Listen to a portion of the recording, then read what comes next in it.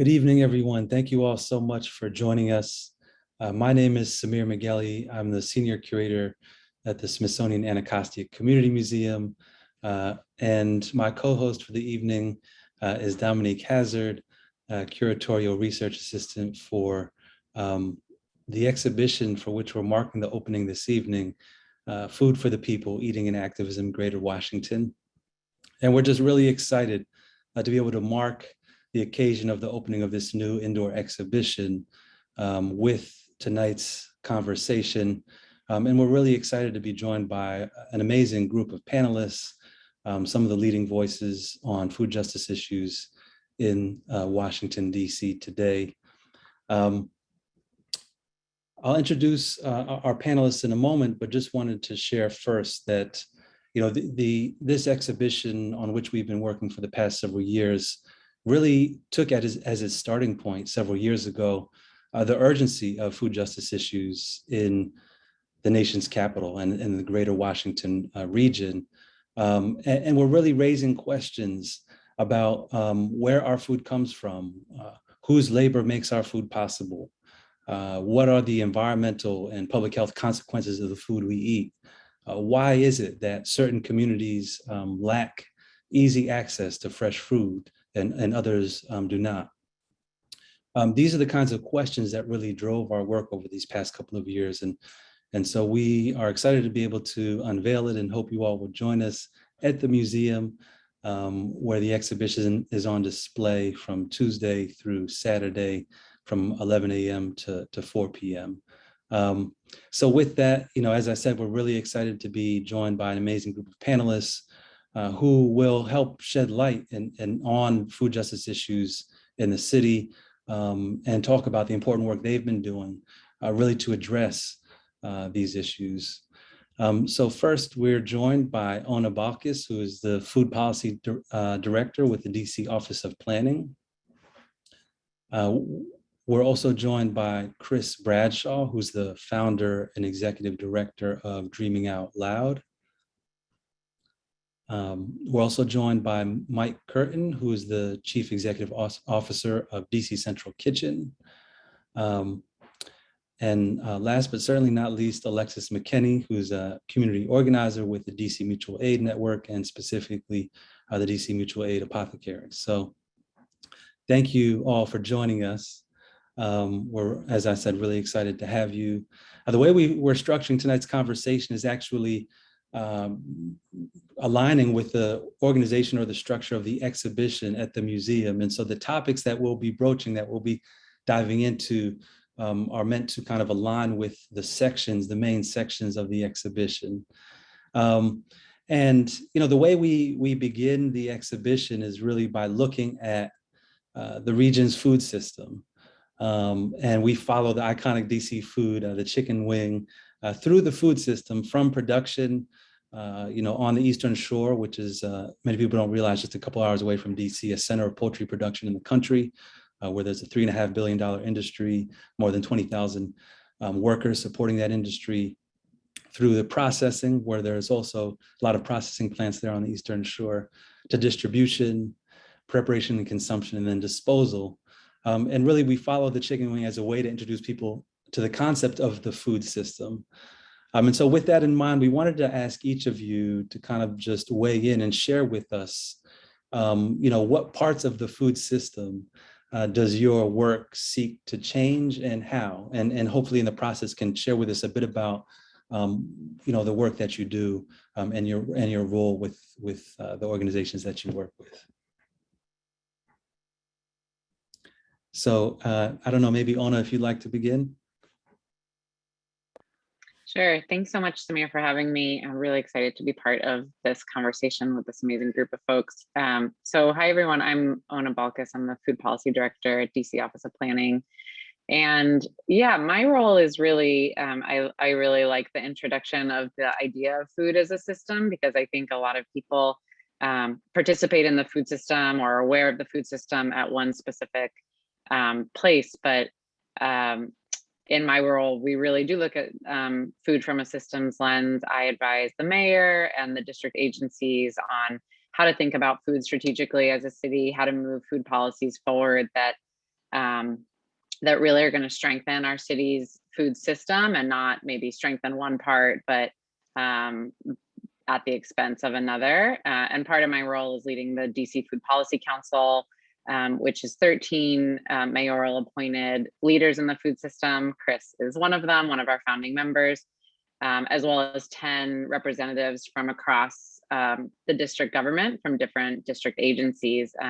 So that structure, again, is really designed to make sure we have a diverse range of voices from production, from farmers to distribution and sales. We have a few local business owners on the Food Policy Council, and really also taking a hard look at, as you mentioned, access, making sure that there's equitable access, particularly to healthy, fresh food across the city. So that's a little bit about me and my role and the part of the food system we're looking at. Mike, would you like to jump in? Sure. So again, good evening, everybody. Thanks for joining us. I appreciate it. So I think what's interesting that DC Central Kitchen, when we started almost 33 years ago, using food as a tool to strengthen bodies, empower minds, and build communities, I don't know if we were thinking as much about food systems or thinking about using food to change the system. I think we would always saw food as this transformational medium, something that had the power not only to bring people together, but to liberate and elevate. And that's what we wanted to do. And we almost have been using food counterintuitively or trying to get that discussion started counterintuitively by saying things like, food won't end hunger. We're not going to feed our way out of hunger. But what we can use food, maybe if we're smart and thoughtful and persistent, to get at the causes of hunger and get to the issues of poverty and what's behind that. And so I think ultimately we've really been in the business of job development, of training, of community development. And we've moved into, over the years, a larger look at the food systems. But I think, again, for us, it's always been, let's use food to change the system, to give everyone a better shot to be at that table of that economic conversation that we can use food to draw people together. Alexis, would you like to jump in next? Sure. Good evening, everyone. My name is Alexis. My pronouns are she and her. And my introduction into food work was not just, being Southern and always being in the kitchen with my family, but getting food and necessary items to folks during this pandemic, and helping create and build out and be a part of the DC Mutual Aid Network, which has served thousands of people and helps really kind of shift the relationship that folks have in the city around food and the items that we need to live on. And so in my role and in my work and the work that I do in community has been about shifting, I think the ways that we internalize power around resources like food. How can community take its own resources, take account of what we have, take account of who has access to this building, who has access to some Black farmers who want to give some stuff, and how can we actually build community around food and around making sure that everyone has not just any kind of food, but like healthy food that we know where it comes from, And I think a large part of my work has been on the consumer end, because I think in the US, so many of us have been socialized to, just go to the grocery store when we're hungry, and get, whatever it is. We don't know where it came from. We just know that it's in the grocery store.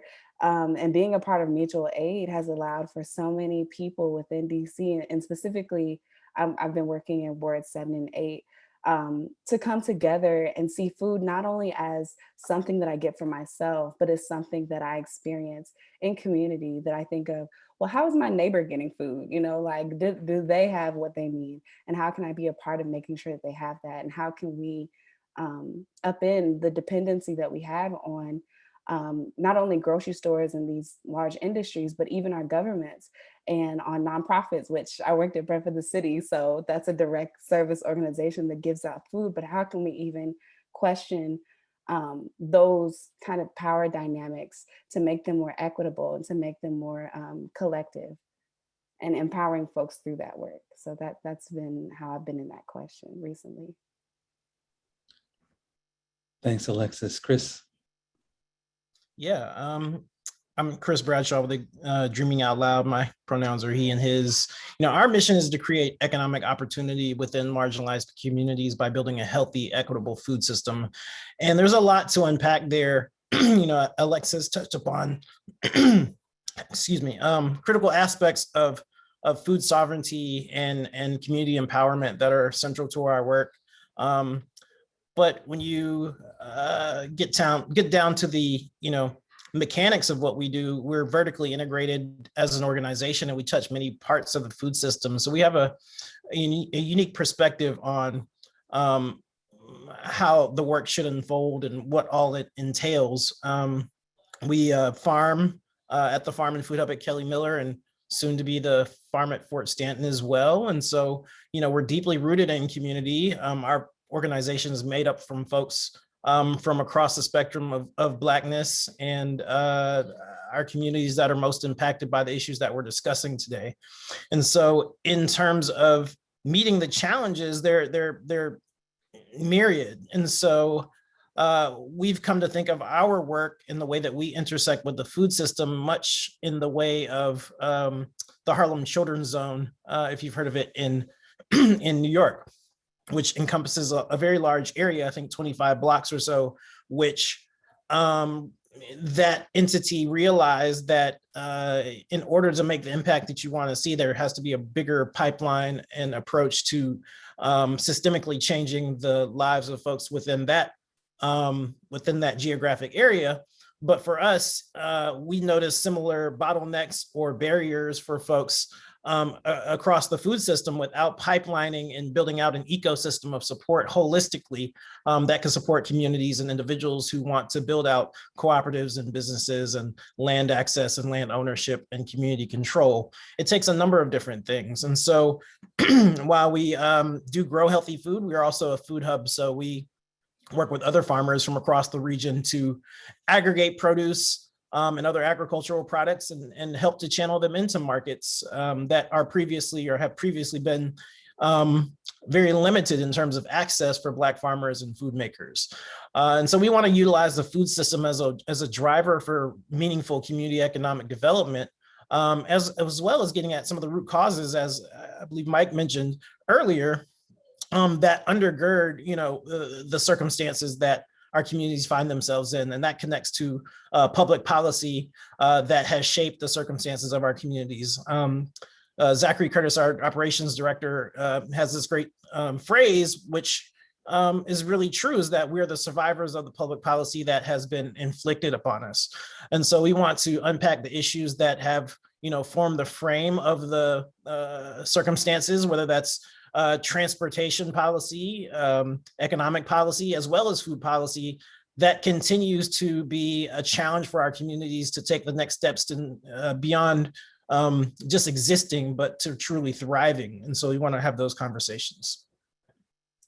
And I actually forgot something in mind that is really important, if I could. Of course. Thank you. I'm also part of the DC Mutual Aid Apothecary, and we don't grow food, but we are based at the Dreamy Outlaw Farm at Kelly Miller, which I'm really appreciative of. And we grow and make herbal medicine. And so I think part of the way that my work is shifting is, how can food be medicine? How can food not just be something that we ingest to keep us full, but how can it actually heal our bodies and our minds and our spirits? How can we use it to have a deeper understanding of ourselves, a deeper understanding of the planet that we live on, and a deeper understanding of of nature and of plants and how they also inhabit this land justly and rightly.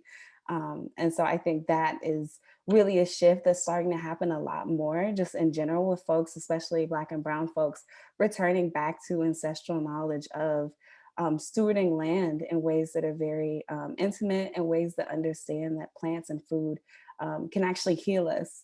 And so that's also part of the shift that I'm committed to through this work. Samir, Yeah. since we're just going to expand all this right now, I think it's really important, and I think Alexis brings up a great point, and to just so everyone here understands that the tapestry that all of us together are trying to weave within the community, sort of overseen and under, supported by Una and her group. I think everyone on our teams, the folks on this panel, are all deeply involved in the Food Policy Council. But DC Central Kitchen has been providing locally sourced scratch cooked school meals at Kelly Miller since 2010. When we started our contract with DC Public Schools, we started doing one school in 2008, but our DC Public Schools started in 2010. Kelly Miller was one of the original schools, and it's really served as a hub for what's possible in school food. And nutrition education and student engagement, and some of the other pieces that we've added around that we'll talk about later, I imagine. But it's been really cool since Chris and his team have been down there to engage this. We got the farm, and the farm, you can't get much more local than that, right? 10 feet is pretty local. And so that's a pretty cool way that a lot of these groups, and again, I think it's important for the audience to understand that are to see what we're trying to do in this community, because a lot of the knock on the work that we've all been engaged in for a long time is that it's disparate, it's one-off, and what good does it really do if we're not working together? And I think that Kelly Miller has become a place where we can really say, hey, look what's possible if we really just decide to use our strengths in a positive, productive way. Yeah, no, thank you, each of you, for that context, because I think it really speaks to the power and the possibility, and also the connectedness of this work, right? That ultimately, if you're working on these issues, inevitably there's going to be some overlap and intertwining of the work, because the issues necessitate that. So thank you. And so the next section of the exhibition, as a segue into some further questions, the next section of the exhibition is called A Taste of Home, Preserving Local Food Cultures. And it's really looking at the foods and foodways that make the region's food culture rich and distinctive, from mumbo softs to pupusas to dim sum, but also the challenges that gentrification has posed for the continued presence and preservation of food businesses that make this all possible. And so we'd have just a couple of questions here that I'm wondering if we can weigh in on, and I'm wondering if we can start with you, Chris. Just wondering how have you seen DC's food culture change during your time in the city? What are the challenges that food businesses and aspiring food business owners face? And do you have thoughts about how we can address some of those challenges? Right. I think that we've seen some positive changes in DC's overall food culture over the course of time. But I think that while at one point there was great promise around those changes, there was at some point when the advance of the economic violence of gentrification and displacement continued to march on, began to displace a lot of the things that made those neighborhoods so unique and so powerful, Horace and Dickey's and the loss of Jerk at Night. The other night I was watching Rabia Kamara, a good friend from Ruby Scoops, who had to move down to Richmond to launch Ruby Scoops in the way that she, deserved to, because of the exorbitant costs, because of the speculation around real estate, because we've allowed developers to set an economic agenda for the city for so long. Those are the things that have been disheartening, but nevertheless, we find folks fighting on and using food as a tool of solidarity to continue that push back against those who want to design essentially Singapore, this highly exorbitantly expensive city-state that is under the control of some, power that we can't quite name and can't quite see, even though we also know exactly where some of the decisions get made. And so, those frustrations are, sometimes difficult to manage, but I think that in the next steps to being able to utilize food as an organizing tool and push back, I think that greater community control, greater access to resources, to empower local producers and farmers, access to markets is important to taking the next steps in realizing an equitable food system.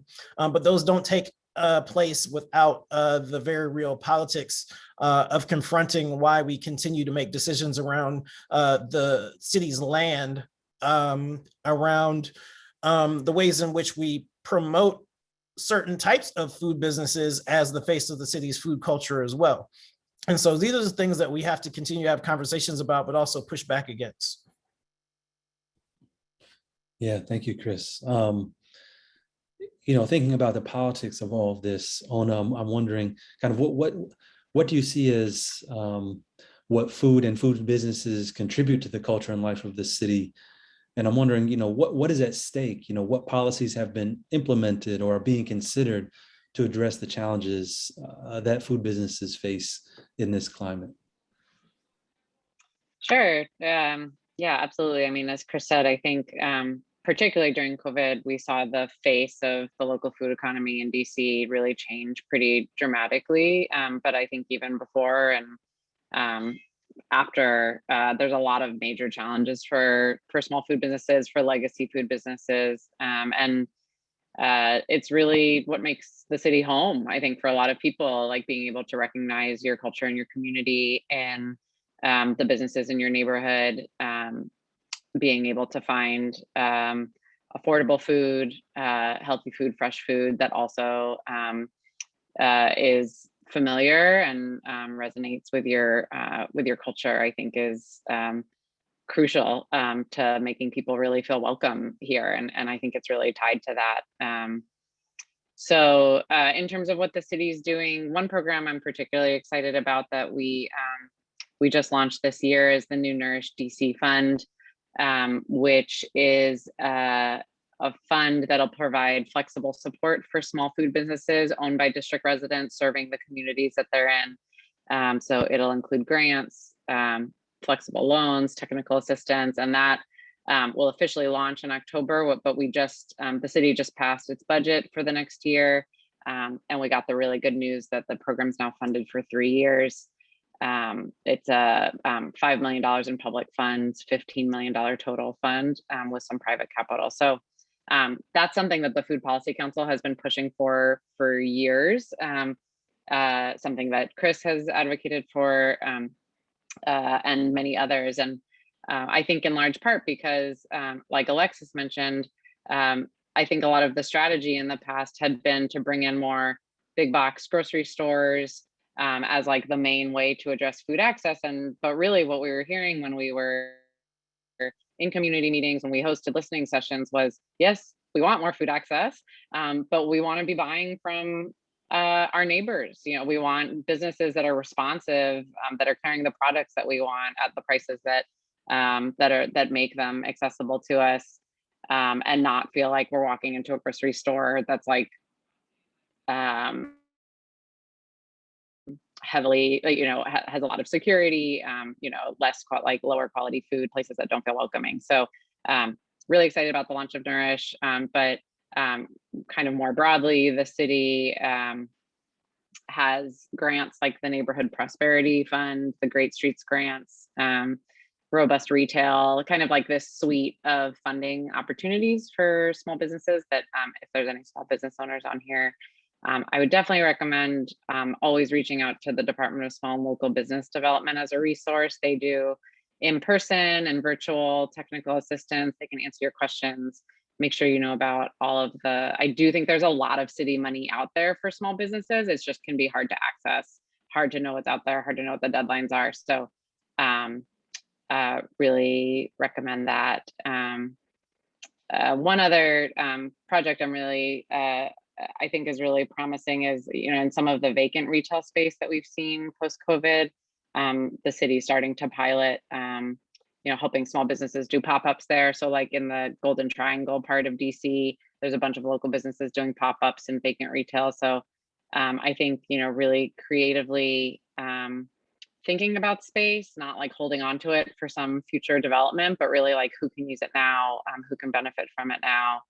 I hope is something that that we see more.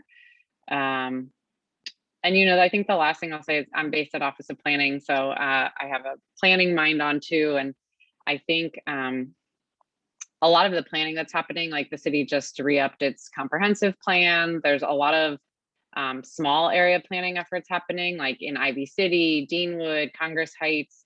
And I don't think always a lot of food people are involved in those conversations. And I think they really should be. I'm biased, but I think something that I would like to be working on even more is making sure that in those small area planning conversations, we're talking about the local food businesses that are there, the ones that want to be there. Because I agree, otherwise it's kind of, for good reasons, there's a big push on affordable housing right now in DC. But I really want to make sure that even if we have enough housing units for everybody, we also have still like a rich food culture, and it's not like one at the expense of the other. Thank you. Thank you all so much. So in the second part of our exhibit, in the section called Food as a Human Right, the exhibition looks at the different ways that the federal and city governments, local communities, and nonprofits have each sought to ensure that everyone has access to food. This section also looks at how ideas of who is responsible for ensuring everyone can eat have changed over the course of the 20th century.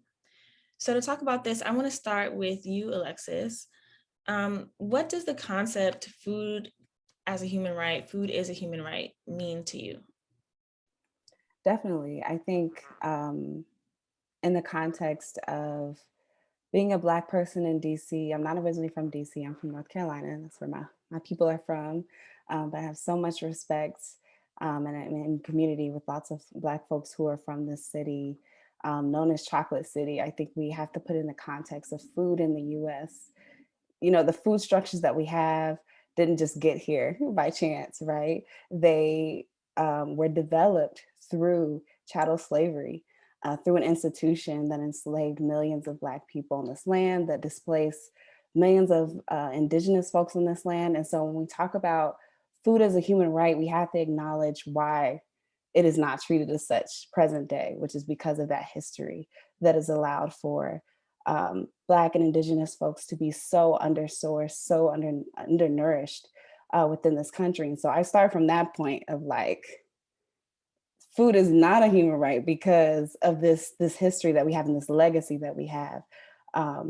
And so when it comes to food as a human right, I think in order to restore it, there has to be the conversation of reparations, and I really appreciate Christopher bringing up the intersection of gentrification as it relates to food, and the ways that Black people, especially within DC, being displaced, how that displaces us from those centers of those culinary hubs, those food hubs, those corner stores who, somebody's granddaddy's been running for years and how he can no longer afford to pay the rent.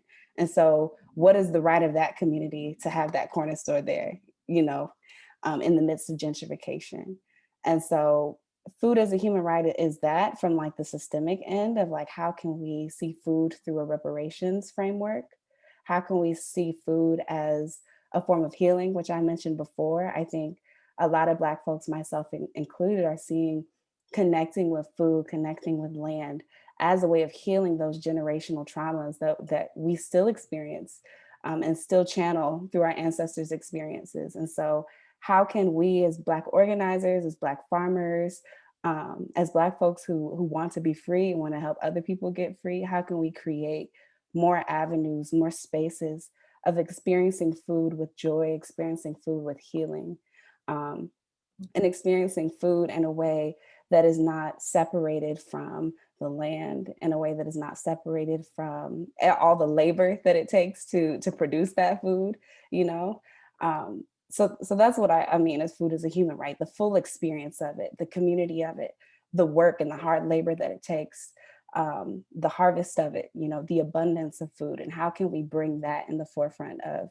the food experience in DC, especially for Black folks. Mm. And the follow-up on that, you mentioned organizers. You're a community organizer with DC Mutual Aid, which we know that there's mutual aid has really bloomed during the pandemic times, but has a long history. So from your perspective, how have Black freedom activists, mutual aid organizers, past and present, pushed the idea of food as a human right forward?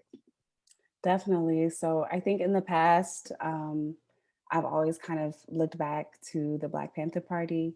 They had an active chapter in DC that engaged in the food programs, the breakfast programs, which the US government then, took and implemented the federal breakfast program that we have, which is wonderful that kids can go to school and get breakfast. But it started with a Black radical group called the Black Panther Party. And I think that was just a really great model of what mutual aid is supposed to look like. Because not only were they feeding folks and like being in community, but there was also a political framework. There was a why, right? And there wasn't a huge kind of separation of power, and that the Black Panther Party, lived away from the community and had more money and had all these resources, but no, they were in the community. They had resources and they distributed them equally amongst their people, which I think is really the gist of mutual aid, which exists, very much in opposition to the framework of charity, which is, one group has a lot of resources and gives them out to other folks, and there are usually different stipulations, and you have to fill out paperwork and you have to make a certain income to receive charity. But with mutual aid, it's about us keeping each other safe and us creating the conditions of safety, of nurturing, of everyone having what they need in spite of our governments and these systems that continuously fail us. And so the Black Panther Party is one of the examples of that I really lean on in my work. And also currently, in addition to the Mutual Aid Network, there is the DC Fridge Collective, which is a collective of Black and brown folks, queer folks who put fridges up in DC and maintain them twice a week and make sure that there's fresh food for people who need it. And I think that in itself is so radical, in that the fridges are just left there, and there's also this piece about, we don't need to police folks. We don't have to police folks how much they need. We don't need to police whether they need anything. It's just, if you come, you can receive, and you can also contribute to this community, which is a really huge part of mutual aid. Wonderful. Thank you, Alexis. Ona, for people who might be wondering how the DC government addresses issues of food insecurity, can you share with us some of the ways that DC addresses the issue, whether school meals, different aid programs that are available, and then in general, what do you see? Where do you see the local governments sitting in terms of responsibility for alleviating food insecurity? Yeah, I mean, I certainly think in the wealthiest country in the world, in a wealthy city, food insecurity shouldn't be a reality at all. I mean, we're before COVID, we were at around 11% of our population food insecure. During COVID, we went our food insecurity rate went as high as 21%, which is 1 in 5. But that even really, I think, doesn't paint the full picture of the racial inequities in that number. In parts of Ward 7 and 8, over 30%, around a third of residents were food insecure during the pandemic. And again, like, we've seen the general rates go down as the economy has somewhat rebounded, but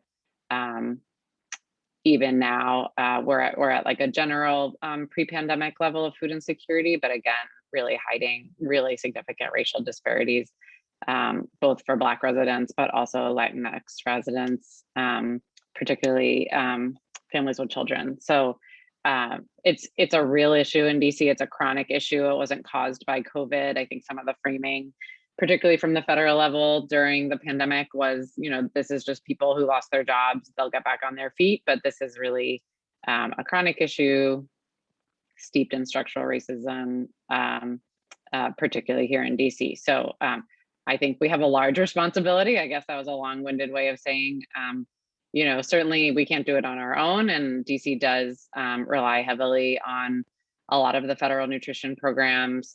We administer SNAP, which is the Supplemental Nutrition Assistance Program for low-income residents, WIC, which is the Women, Infants, and Children Supplemental Nutrition Program, and a host of others. DC is kind of, as you all know, not quite a state, but more than a city. So in that regard, at least, we act as the state to administer all these federal programs. I do think DC government employees work around the clock as hard as they can to get these programs out to residents, to try to make them flexible. We've seen some really exciting developments in those programs over the last few years. One is the WIC Expansion Act of 2018, which made it so that smaller stores, corner stores could receive WIC benefits. We're seeing a few new stores come on board. I think we're up to like 8 or 9 new small format stores are now able to accept WIC, which is really exciting. Also, WIC being able to be used on organic food, which was prohibited previously and now isn't, which really expands the type of businesses that can accept WIC. With SNAP, during COVID, you can now use SNAP online at a few different retailers, which is a really meaningful way to expand access to that program, particularly in Ward 7 and 8, where there's a still totally insufficient number of grocery stores for the population there. So I could talk about food insecurity all day. I think about it a lot, but trying to think of a few more, you know, district programs I really want to highlight. But I also think, going back to something we were talking about earlier, food insecurity is really a symptom of poverty. And like, while I think these food programs are really important, also thinking about like living wage jobs, transportation access, childcare access, like these are all, funds are fungible in families, right? So if other parts of your life are unaffordable, that bleeds over into food, and often people will sacrifice their food budget to make sure they're paying for medication, childcare, transportation, et cetera. So really trying to look at expenses across the board. Right, holistic approach. Thank you, Anna. I think that ties right into your work at DC Central Kitchen, Mike. And Alexis brought up this idea of the charity model, which really dominated food efforts throughout the 20th century. And I think that DC Central Kitchen, in a lot of ways, kind of upended that model, or has been working to challenge the charity model for decades. So can you speak to that a little bit? And how do you see food nonprofits today evolving the ways that they tackle food insecurity to kind of address some of these power dynamics that can come with, you know, food aid, giving food from people with more resources to people with less? So thanks, Dominique. This is one of the things we love to talk about. First of all, I want to say, apparently, I now know how long a camera that you buy at the beginning of COVID lasts. It's until tonight. So my camera apparently just died. So I'm a little fuzzy, which may be helpful for those of you out there. But anyway, I apologize, but here we are. So Alexis brought up some really good points. And I think one of the reasons DC Central Kitchen exists is because our founder, Robert Egger, almost again 33 years ago, recognized not only that food is not going to end hunger, but that somehow, and we have to believe unintentionally, because folks that are involved in helping their neighbors and feeding people, for the most part, have good intentions and love in their heart. But somehow this notion of charity had become much more about the redemption of the giver as opposed to the liberation of the receiver. And everything that we do needs to be about liberation and opportunity and movement and getting to that other place. And the model of charity that we had been using in this country for decades, and not working, by the way, was just sort of a reinforcement or a building up of the systems that had gotten us to this in the first place, as you were talking, Dominique. So, one group, often wealthier, possibly in DC, whiter perhaps, handing food down to someone and saying, here you are, without giving a second thought to, does this really matter? Does this help? If people are going to be back in this line tomorrow, next week, next month, next year, what are we doing? Except maybe feeling good about ourselves. And so this goes back to what I said earlier about using food as that tool to create opportunities for liberation, as opposed to focusing on food as that which is going to get people to this better place. There's a great quote by Lilla Watson, who is an Australian Aboriginal leader. When some Christian missionaries came to her village, she said, if you're here to help me, don't bother. But if you're here because your liberation is tied together with mine, then let's get to work.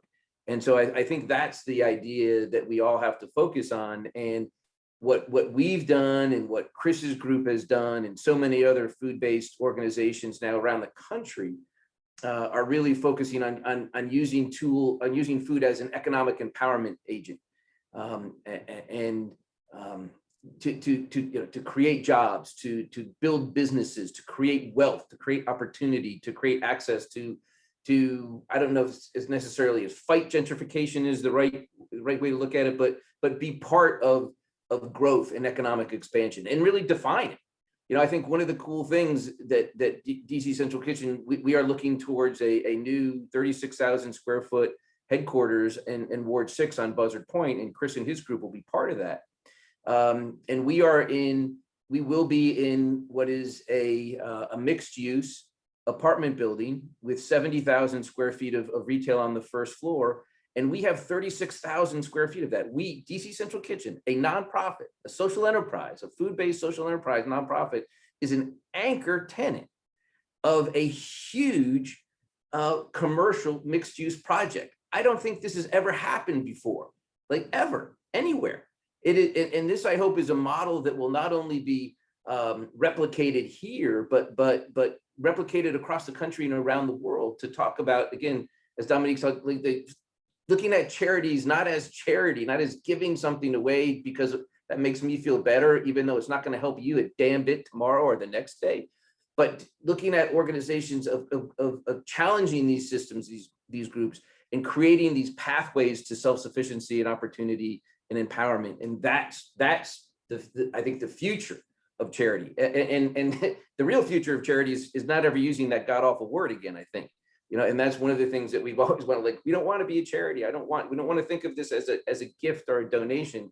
This is business. This is economic growth. This is engagement. This is, again, inviting people to this table of this conversation, and having everyone have an equal shot at being part of that larger conversation. Thank you, Meg. Chris, what do you think is necessary to make the idea, the vision of food as a human right a reality? Yeah, I think the things that are necessary are multiple. I think it's part naming what the problem is and where it originated in the first place. We talk about hunger, food insecurity, food as a human right. The reason why it is not a human right is because it has been divorced from the folks producing food, whether it's the food maker or the farmer. The value has been extracted from them. It has been disassociated from the costs of production. So you have a system of profit over people capitalism that wants to devalue labor, that wants to devalue the product of folks who don't control the resources at the source.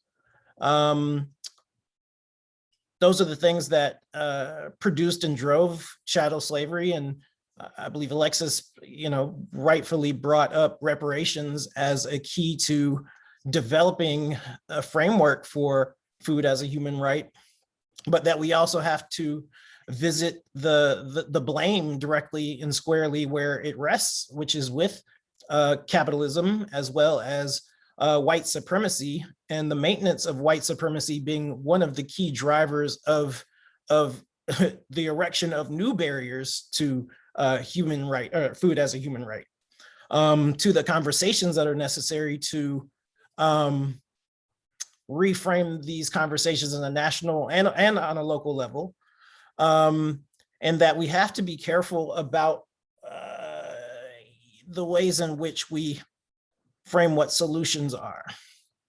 We can, look in a kind of a microscopic viewpoint around jobs and economic opportunity, and that's our mission as well. That's one of the reasons why we're excited to be partnering and co-locating with DC Central Kitchen in the new facility. We'll be able to open up greater opportunities for the folks that we know have the talent, have the culinary history to bring out some incredible products or business concepts, but those are all for naught if they can't afford to live in the neighborhood, right? So my mother lives in River Park. One of the first places that we were, able to establish markets were just over East Capitol over in Southwest, and you have James Creek, Syfax Garden, Greenleaf Gardens, whose community members can watch, luxury apartments be built up around them like some form of fort, basically closing in on them as development happens, with only the prospects of what we call living wage jobs, which we know living wage still is not caught up or has not kept pace with the worker productivity or the cost of inflation. A 15 to 17 or $20 an hour job still doesn't afford you the ability to live in the city. We're guilty of it too, where, we have an office down on M Street and at a WeWork building, and we watch the demographic that is targeted by the city to move into these buildings by the developers, and it's a math problem of the density that they believe that is necessary to maintain these types of structures and these types of systems.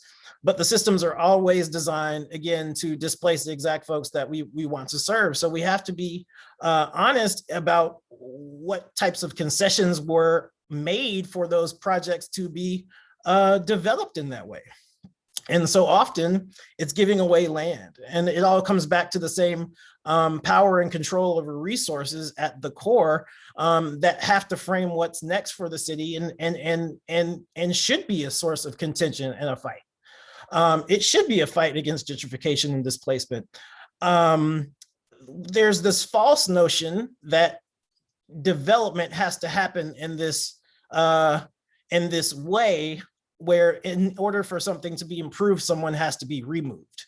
And that's just not the case. We've been following other development strategies around equitable food-oriented development and the ways in which we can and must utilize food as what I would say is an anchor, just like Mike described. But I think the conflict comes when we have to access the resources to get to the next step, right? Because the wealth has been concentrated and the power is concentrated, we face the challenge of having to,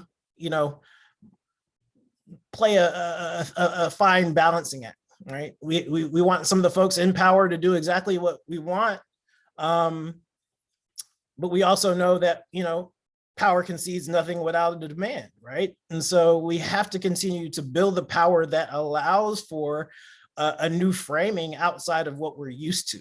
And what we're used to is that we have to give $1, give land away for $1 to developers to, build luxury apartments and then hope that there's some sort of like ancillary benefit for the community. I think we have to turn that on its head. And I think that's why, conversations like this are so important, and partnerships are very important as well, because when we're all speaking with one voice and we have these opportunities to get down on the ground and hear folks who are most impacted, and have folks who are most impacted at the table involved and engaged, then we'd come out with a different set of solutions, right? And so this is why it's really important for us to have these conversations, not just on Zoom, but in the room with the comprehensive plan, where those bullet points are being mapped out in our ANC meetings during the budget season. And so the advocacy aspect of the work that we all do is very key, especially at this critical moment. I don't believe it's too late to continue to build an equitable version of the chocolate city that we all love. And so for me, I'm often more heartened when I come out of these conversations as well. And so, I want to continue to do this work, but I do believe food as a human right is something that we all have to continue to fight for, and that as we're able to advance that as a notion, we'll advance other forms of intersectional justice along the way. Thank you so much, Chris.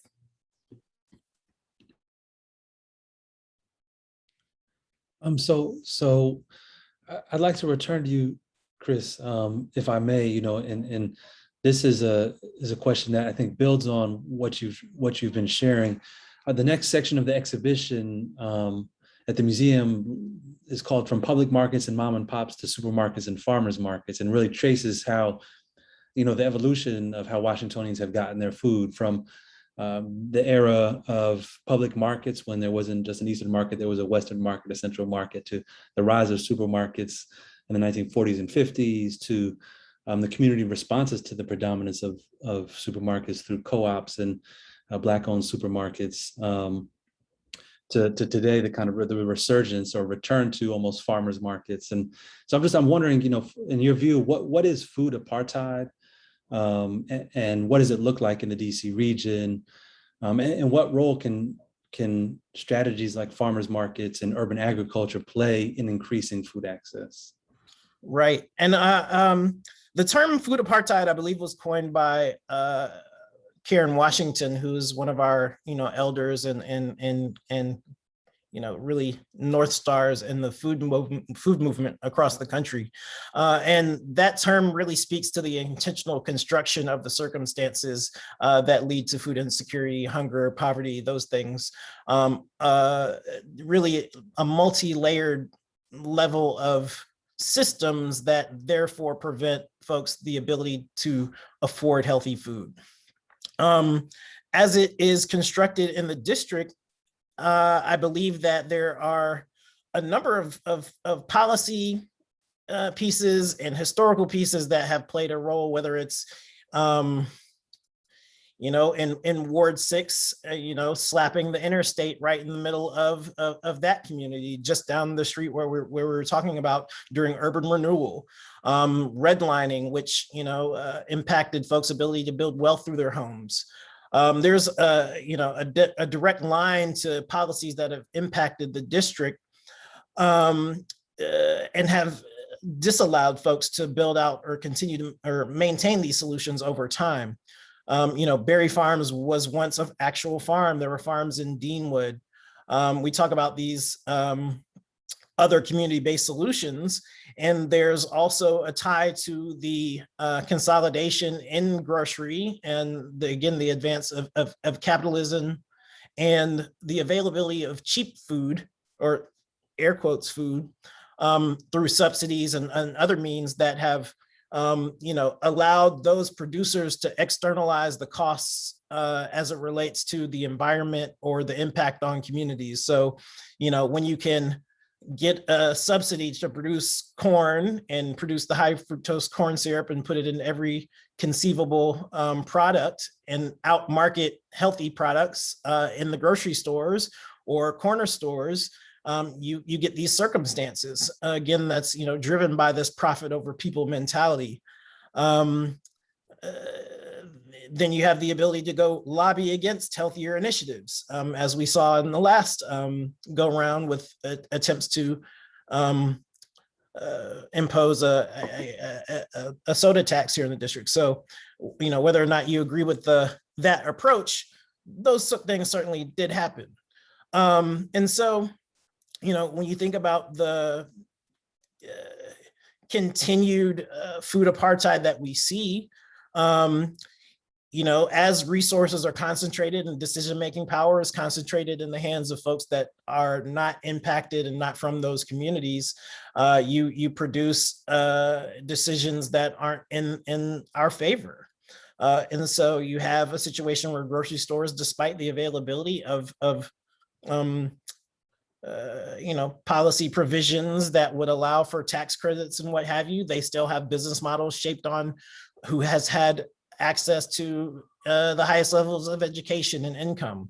And again, not being able to generate generational wealth, those decision points are getting made not in favor of our community, and not having the wealth to then scale or maintain key community assets, then you see a cascading impact in terms of who has access to what, who is able to generate and benefit from particularly commerce within the food system. So all these things compile and compound on one another and produce the circumstances that we find today. And so the unpacking of those different items require unique solutions at every turn. But they, at the end of the day, it's really a lattice work of public policy that has to be formed to unlock what the potential is.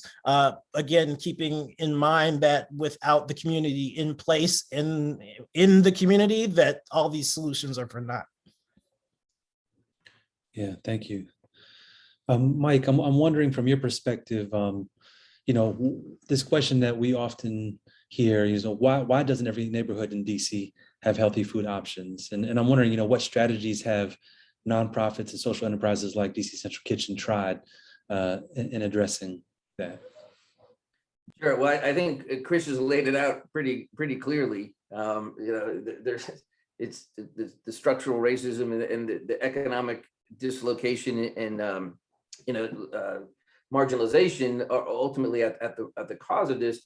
But so what we've tried to do, I believe one of our most impactful programs is the Healthy Corners program, which is again one of the things that DC Central Kitchen is built on is using what exists. Okay, like so we talked earlier about, the answer might not be, or probably isn't, building a big new box grocery store somewhere, like just giving someone tax breaks to come in and build this grocery store. We have a lot of resources available to us.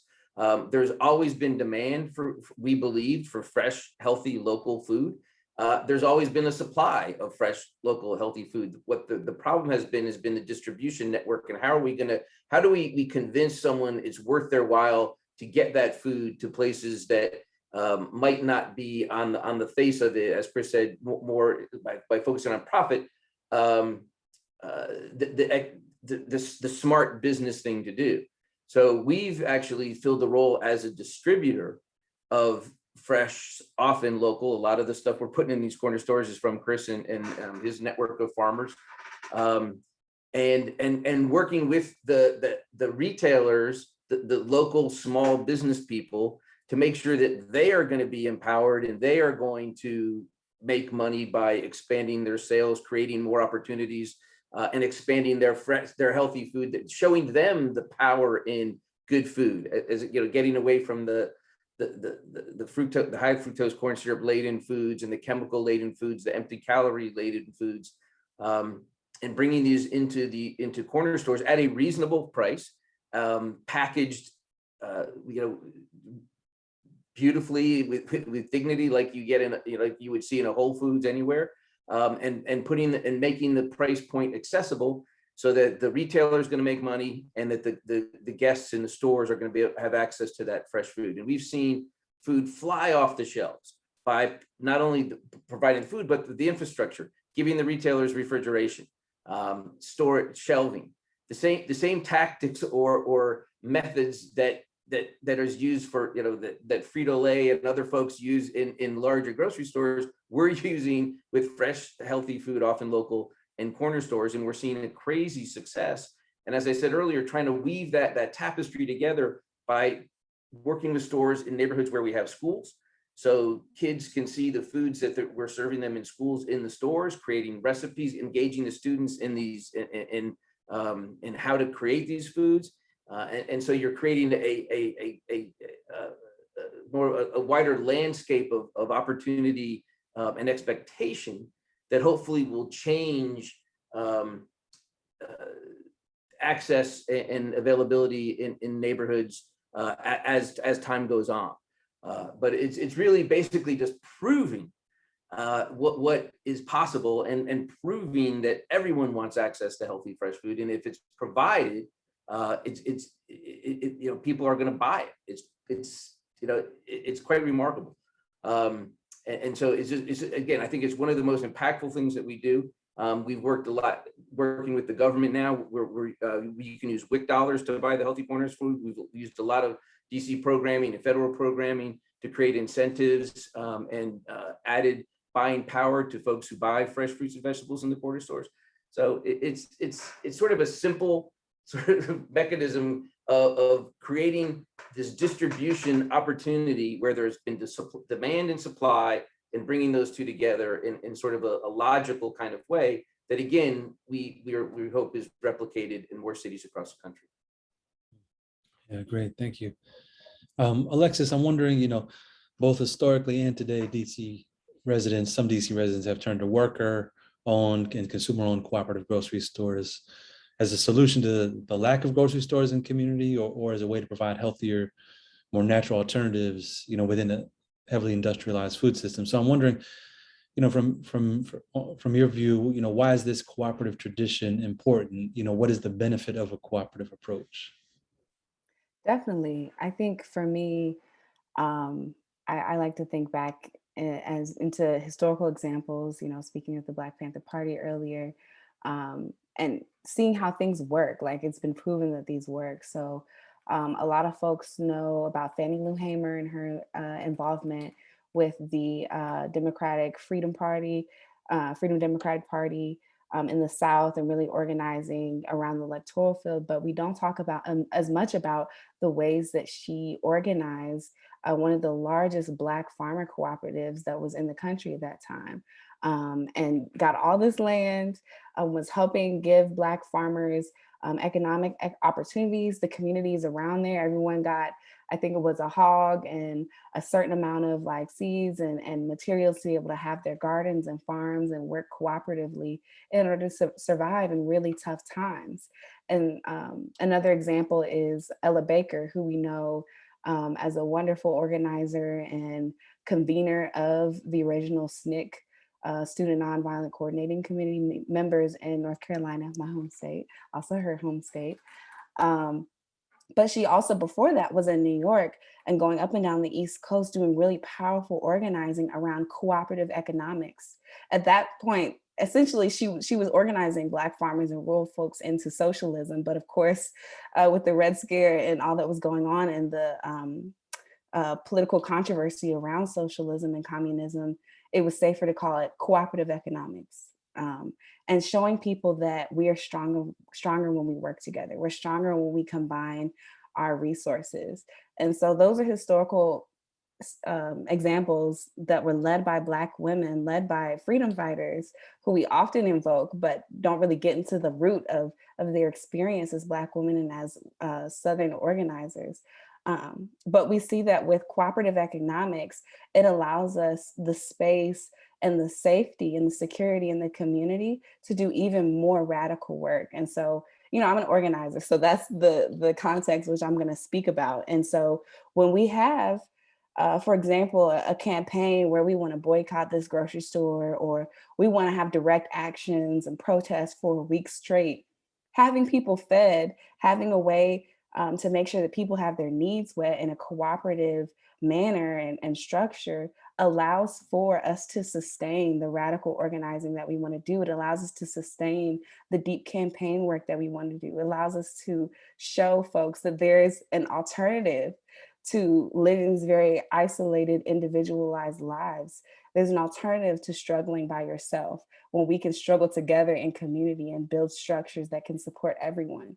And so that is, the basis of cooperative economics is the basis of mutual aid.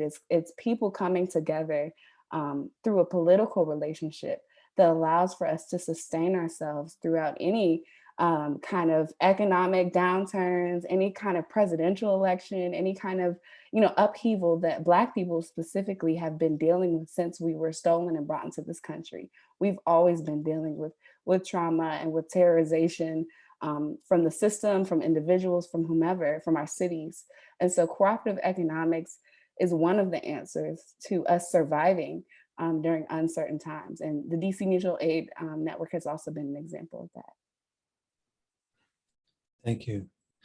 Ona, I'm wondering, in some ways, government policies from both the federal and the local level have helped create what's often referred to as the grocery gap, right? The disparity in the number of grocery stores in communities. And so I'm wondering, how do you think policy can help fix this problem? Yeah, sure. And I think, terms like the grocery gap are really useful because they, are very visual. And but I really like in this conversation that we're talking about how it's not a situation that's naturally occurring. We intentionally try to not use the term food desert for the same reason. This isn't inevitable. This isn't something that's always been this way. Dominique has hosted several really amazing events in the last few years with seniors in DC who were alive at a time when they could walk down the street and pick fruit from their neighbors' trees on their way home, and had like a lot of locally owned food stores in their neighborhood. So I think, really talking about areas where disinvestment and structural racism have led to low food access, or using the term food apartheid does really help us open up the conversation. It can be like infuriating to know that policy is what caused this, but I also find it in some ways empowering to know like you can use law and policy also as a tool for good, as a tool for social change, and it's really undoing several decades of bad policy, but not an impossible task at all. So yeah, in terms of what the city is doing right now, this is an issue the mayor does care about very deeply. There are 5 new stores east of the river, either under construction or with plans to break ground soon. And what really excites me is that of those 5 stores, 4 are locally owned. I want to get the numbers right. 3 are owned by people of color. So, really not just opening big box chain stores, but thinking about how we can expand food access while also creating ownership opportunities for district residents, creating wealth building opportunities as a way to, as an anti-displacement tool. The city did just announce in the budget for next year the largest investment ever in building new grocery stores. So it's $58 million over 2 years. A lot of that's coming from the American Rescue Plan federal stimulus money. And that'll all be for capital costs for small, medium, and large grocery stores in Ward 7 and 8. And then, Mike talked some about the Healthy Corners program, which is funded in part through the district. And that's actually part of a suite of community health programs that are all intended to increase food access. The Produce Plus and Produce Prescription program both provide dollars for residents to use at farmers markets. Produce Prescription is also for the Ward 8 Giant. And then Joyful Food Markets is like a free farmers market at schools in Ward 7 and 8. So that's a really important suite of programs that also help support our farmers markets and increase food access in various ways. The one other thing I'll say that we're just starting, I think, as a city, but is to really look at where we're locating our government buildings. So DGS has plans to move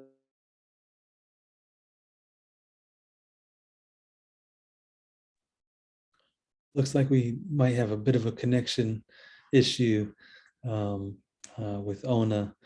So until we get her back, maybe we can move on to a next question. And I guess, Dominique, if you want to take the mic. Sure. I was going to ask the next question to Ona, but we'll wait till she comes back, hopefully. Well, Chris, you're on the Food Policy Council. I'll ask the question too. How has the Food Policy Council been thinking of labor as, I'm sorry, let me back up, y'all. Our last section in our exhibition is called People Behind the Plate. And this section looks at the too often invisible and underpaid labor that makes our food possible from farm to table. And so we look at farm workers, we look at the folks who actually process our food into the products that we recognize on the shelves. And we also look at restaurant workers. And so we're looking at the issues, but also the ways that workers in these industries have pushed for change. And so Chris, how has the Food Policy Council been thinking of labor as an element of food justice? And can you shed some light on some of the issues that are concerning food workers in DC and some of the policies that are playing, what role policy is playing? Right. In terms of the Food Policy Council, and I'm sure Ona can elaborate, but labor has been a central conversation point within multiple aspects of the various areas of within which the Food Policy Council working groups operate. Proper compensation of labor, safety of labor are two of the primary ways in which we've discussed the role of labor within the food system, as well as ownership and supporting more worker-owned initiatives. And so those aspects of policy intersect with a number of different types of food businesses and different areas of the food system, whether that's restaurant workers seeking a fair wage, whether that is undocumented labor and making sure that our folks there are cared for and have pathways to documentation. So those are the things that we discuss within the Food Policy Council. I think I mentioned earlier that living wage in DC at $15, $17 an hour is not really reaching the floor in terms of economic viability in the city, given the costs. And I think that we still have to continue to frame the big picture set of challenges, which is that when the land and the power and the wealth is concentrated and it is extracted from food businesses in the cost of rent, at hundreds of dollars per square foot in key areas, then it becomes more difficult to compensate labor. It becomes more difficult to maintain any viable food business. So as we are talking about labor, it again circles back to who controls the land, who controls the means of production. And so these conversations about compensating labor need to happen, but we also have to challenge the underlying framework that undergirds our economic system overall. Yes, thank you, Chris. And I'll just open up this last question. Especially would love to hear from Mike and or Ona.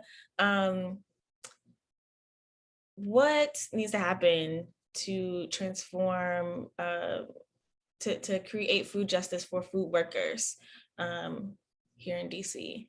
And how would that help kind of transform the whole food system? Well, just real quick, I would say one thing is I think we have to have there has to be a larger and healthier relationship with food, and food needs to be valued more than it is. When we're talking, well, I guess let me say, when I'm talking for me, for DC Central Kitchen, food workers, we're working on training individuals that have faced barriers to employment for jobs in the restaurant industry. And that's, as Chris points out, that's challenging because the industry, while offering many opportunities, is still not a direct pathway to success because of wages, benefits, scheduling issues, all of the things that we know. But a lot of it comes from the lack of value that we as Americans, I think, in general, put on food. And the expectations when we go out, it's a lot for cheap, right? And because we can get it processed and with chemicals and all these other things that have, the science of food has created this system that doesn't value it. And so I think people theoretically can say, oh, of course I'd be willing to pay more if I knew that was going to go to the cooks or the folks in the kitchen or the servers. But does that really translate into practice? I'm not sure. I'm hopeful that one of the silver linings in this incredibly dark, terrifying COVID cloud that we've been living in for some time will be a recognition of the value of food and how we have to really have a different relationship with it, and how tenuous those individuals that work directly in providing food, how tenuous their economic situation is. So I am hopeful that this shortage of staff, of employees in restaurants will lead to better wages, better benefits, better scheduling opportunities. And that's going to have to be paid by someone, and it's going to be the consumer. And that's fair, I think. And I think, but we all have to be, again, these hard, honest conversations are really important. And as Americans, we've undervalued that, I think, relative to the world, and certainly have undervalued our food workers. And I hope that this situation will give us a better perspective on that. Yeah, and before I get into DC specific, Mike's answer made me think of, I just heard a story on the radio about Chipotle for the first time is paying their workers across the country $15 an hour. And to do that, they had to raise the price of their menu items like 4% or something. And they've gotten no pushback and no like change in demand. So all of this kind of like dire consequences of raising the minimum wage, it seems like customers can absorb some of that price increase to pay higher wages.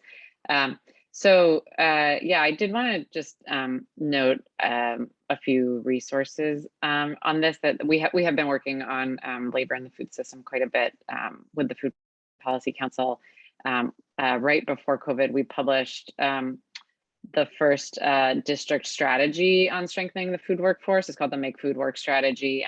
And it was after a series of conversations with workforce development providers, with folks that represent restaurant workers. And really, I think what came out of it is that really to create food justice or justice for food workers, I think we have to look at the whole environment of a food job. I mean, I think it can be a really great opportunity. It's a low barrier way to enter the workforce. We know that a lot of entrepreneurs in DC got started as workers at food businesses. So it can really be an incredible opportunity, but the challenges around scheduling, childcare, sick leave, there's just so much that is really unique to the food workforce, that mental health issues, given the high stress environment, that really I think merits like some targeted assistance and resources for food workers. I do also want to highlight Restaurant Opportunity Center is doing really incredible work with restaurant workers. We just hosted a series of listening sessions with them to really hear directly from restaurant workers about, particularly during COVID, safety concerns, but also sexual harassment and racism getting worse in the workplace when unemployment was high. And we're working a lot with them to connect workers more directly with knowing their rights. I think there's a lot of missed opportunity to make sure workers in the food industry know about paid family leave in the district, know about the tipped wage laws, and what should be tipped worker protections. know about their rights around sexual harassment and racism, that there is an Office of Human Rights that they can reach out to, an Office of Wage Theft. We really realized in these listening sessions that a lot of folks either didn't know their rights or had tried to contact a government office and had a bad experience. Really trying to work, we're really trying to deepen that partnership with ROC and work more directly with workers to make sure that the government services are really working for them. Because I think there's a lot of good resources in DC, but for whatever reason, there's, I think, still like a pretty meaningful gap between that and what workers feel like they have as support. Love that. Love to hear that. So thank you everyone so much, all our panelists. It's time for Q&A, everyone's favorite part of these events. We have a question in the chat from Zara, which I think really ties in directly to what we were just talking about. Zara asks, what should consumers be prioritizing to make significant impact in the food system? So anybody who wants to speak to that, whether it is regarding supporting food workers, supporting the environment, what should we be doing as consumers? I would say that there are 2 points that folks can prioritize. One is policy and the other is practice. Policy meaning, engaging in, discussions with the Food Policy Council and tracking legislation in ways that we can structurally impact food workers and procurement dollars and the way that they're resourced. For instance, DC Central Kitchen is one of our key partners in sourcing from a growing network of Black farmers to integrate produce and agricultural products into their food operations. And the more that they have the ability to utilize that purchasing power and increase purchasing power to purchase from BIPOC producers and farmers, the more you can drive economic activity and sustainability amongst those types of businesses and cooperatives and initiatives. And practice, I would say, utilizing your own personal spending power to prioritize buying from, Black and brown food makers and farmers at the price points that they need to be able to maintain and sustain their businesses and provide for their workers or cooperatives or whatever formation that they may have. Your individual spending power or a collective of your neighbors or friends or family can help to sustain some of these initiatives and help advance things as they move towards more structural solutions. And I'd love to add, in addition to everything that Christopher said, I think it can also be as simple as, talking to your neighbors, going around your neighborhood, having more conversations about the access to food that you have with the people who live around you, and what it could look like to start a grocery carpool if folks have a hard time accessing the grocery store. If you know about local farmers or pop-ups that are happening, whether at Dreaming Out Loud or other folks who are doing work around food, like coordinating a carpool to go to an event together, or even having a study group around a book. There's a book that I've been reading that I really appreciate called Farming While Black, which is by Leah Penningman and some of the Soulfire Farm folks who do a really wonderful job of connecting, especially for Black and Indigenous folks, the issues of land sovereignty, the practical experience of what it's like to be a farmer, what it's like to start a farm or a garden, and what that also looks like within the context of the systemic oppression that people of color have been experiencing, for generations. And so, study groups, and I think for me, mutual aid has taught me that starting with the people closest to you will always be the most impactful next step, and building deep with the folks who are around you, whether it's, supporting local farmers, whether it's doing a food co-op in your neighborhood, doing meal shares or whatever it looks like. Just building those relationships around food are very important, and food access. Yeah, we had a question. Thank you. We had a questions come in a bit earlier that really looks at the intersection of food, culture, gentrification, place, and housing. And And that question was, are there policies we can learn from elsewhere or effective programs here on the ground that intentionally tie housing affordability or housing security with some of the growing food entrepreneurship grant lending opportunities for DC-based businesses and entrepreneurs, or more broadly, housing affordability security with small business development for DC residents? I can take that one.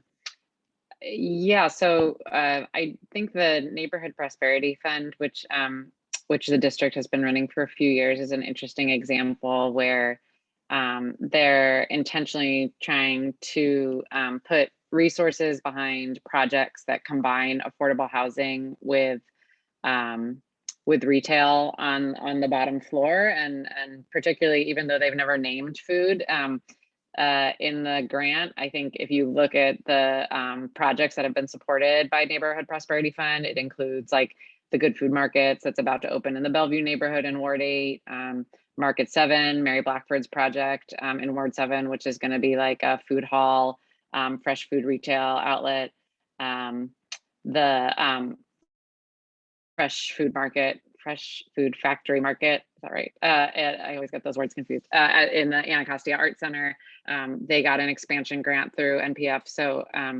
I think that's a really interesting program where like the question kind of infers, or like I talked about earlier, if you have affordable housing, but you don't have healthy food access, you're just like replicating a lot of the problems that we already have.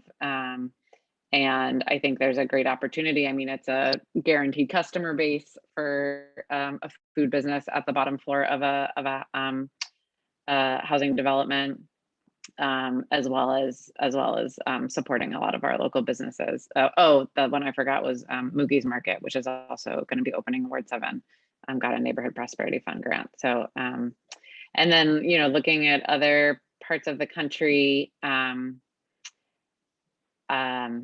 I can't think of any examples of that right now, although I do always look to LA. LA Food Policy Council is just doing really incredible work around local food entrepreneurship, particularly for business owners of color. So definitely recommend checking out their website and their Instagram. Fabulous. And I believe our last question is coming from Ariana, which is about an institution that all of our panelists are connected to and working in, which is schools.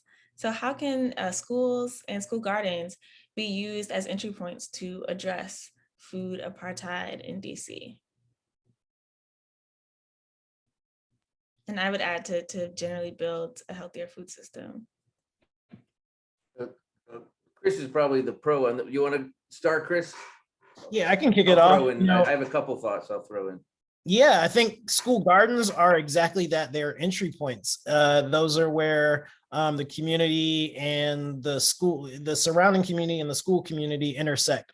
And so there's so many different aspects of what comprises our neighborhoods that can be brought together around school gardens to have conversations about what the desires of the community are. We utilize the school garden at Kelly Miller as an entry point for folks to, for a teaching tool for the teachers that would then connect to what was being prepared in the cafeteria with DC Central Kitchen's school food meals.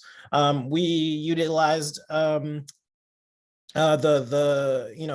as an opportunity for taste tests, all sorts of things that got kids also interested in coming up to the farm and bringing their families to participate on the farm, which has grown our network and grown that experience on farm as a community resource.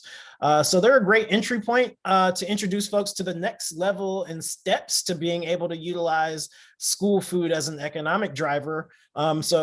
Maybe I guess we're in our 4th season now at the farm at Kelly Miller. The first season we were able to get, a few cases of things into school food, into the salad bar. But then this year, that partnership with DC Central Kitchen has grown considerably. And at one point, I think they were getting 6,000 bunches of greens from us per week. We've since switched to potatoes and cucumbers and cut fruit and other aspects of providing for that supply chain that is connected deeply to schools, not just at Kelly Miller, but across the city. And real quick, I just want to say, Chris touched on it, and it's one of the most beautiful things I think about the school program is looking at these young people as agents of change and opportunity for the future by engaging these students in their food choices. So one of the things we've done something, and the Kelly Miller Farm has been part of this. We call it Fresh Feature Friday. So once a month on Fridays, we take an item that has either we've seen end up in the trash, whether that's broccoli, sometimes green beans, chickpeas, or a new item we want to introduce, spaghetti squash, something into the menu. And our chefs and dietitians will come up with 3 different recipes. And then we taste the kids. We say, which one do you like? And they vote. And these are elementary school kids. And the winning presentation goes on the next menu cycle. And consumption participation goes up many fold, and then we put those items with those recipes in the corner stores in the neighborhoods where this in the school area. So just by giving kids some agency and opportunity to have input and to show them what's possible, and not to say, well, kids are, of course kids are only going to eat chicken nuggets and French fries. No, if that's what you give them, yes, that is what they will eat. That's all they will eat. No one will ever eat anything that is not presented to them. But if you give them this good food and engage them in why and how without lecturing, right? But engage them in the fun of food and the process of food. We've seen participation rates skyrocket. And so we know it's possible. And as Chris said, the schools are such an amazing entry point for this opportunity and for generational change. And real quick, I want to add, as someone who a community garden / farm was my entry point into this work. I think especially for students in DC and highly populated urban cities, for Black and Brown students, having access to a school garden or farm is in many ways having access to reclaiming a birthright, right? It is our right as people who inhabit this earth to be in connection with the land and to be in connection with plants and with growing our own food. And not only through the way that society has evolved, but through the trauma that our ancestors experienced, we've been separated from that birthright. And so having a garden at a school is a really wonderful opportunity, I think, for people of all ages, not just students, because I'm experiencing this myself, to connect with an experience that is older than we have access to in our, in our minds and what we've lived in our lives today. But we can connect with the experiences that our great-grandmothers and our great-great-grandmothers and great-great-great all the way back have had. And I think that is such a powerful thing.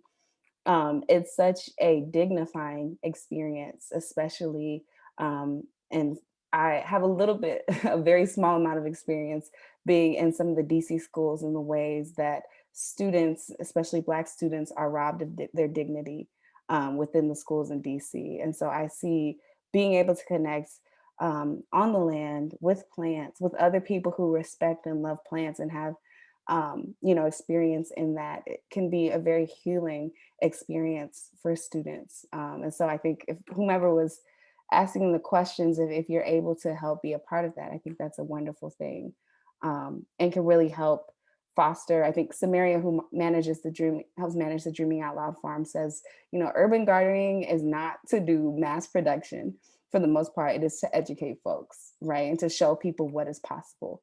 And so there's so many countless possibilities through gardening and through connecting with the land. So, yeah.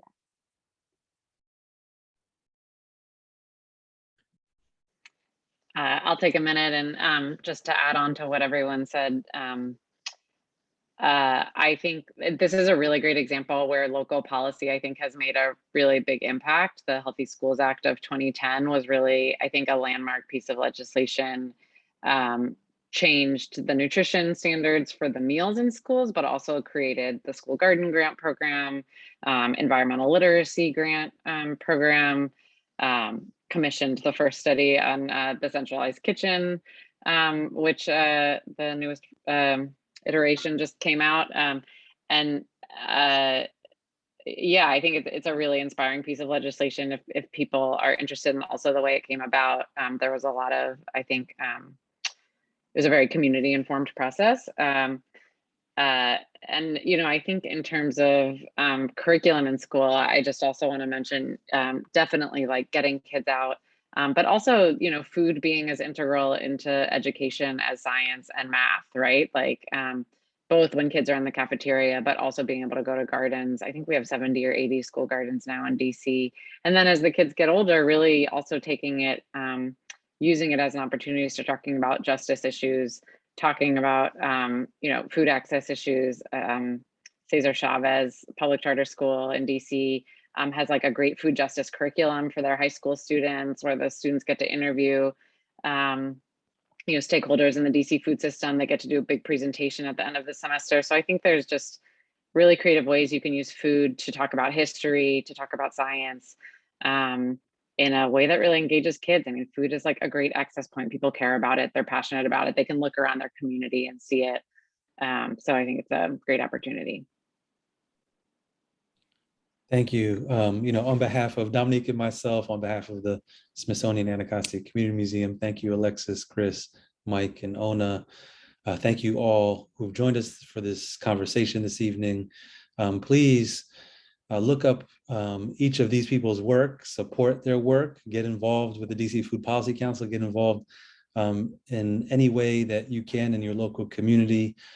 Come check out our exhibition, both has an indoor and an outdoor component. Again, that's Food for the People, Eating and Activism in Greater Washington. And, you know, we're just appreciative of this conversation. We're looking forward to more. Please feel free to check out our website at anacostia.si.edu for future programs. And we look forward to continuing to be in conversation with you all. So yeah, thank you and have a good evening. Thank you, everyone. Good night. Thanks for having us. Good night, everybody. Thank you. Good night. Good night.